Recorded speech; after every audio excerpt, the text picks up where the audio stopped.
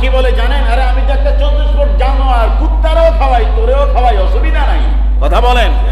নামাজি সে নামাজ পড়ে খাবার ভক্ষণ করে, রোজাদার সে রোজা রাখে, নামাজি অন্যায় করে না, জুলুম করে না, পাপের কাজ করে না।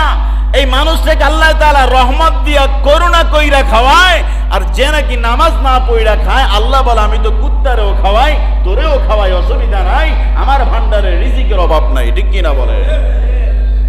তাহলে যে নামাজ পড়ে না সেও খায়, রাস্তার কুকুর সেও খায়। কথা বলেন, খায় না? খায় না? এরকম কি দেখছেন কোন কুত্তায় না খায় মরে গেছে? কথা কয় না। গ্রামের মানুষ যতই খারাপ হোক, কুকুর দেখলে নিচে একটা রুটি খাচ্ছে, একটু ছিঁড়া দেয় না? কথা বলেন না কেন?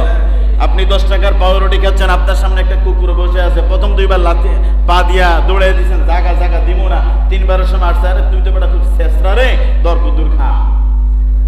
কথা বলেন না কেন? তাহলে একটা কুকুরের প্রতি আপনি মায়া দেখান, আল্লাহর একটা সৃষ্টি।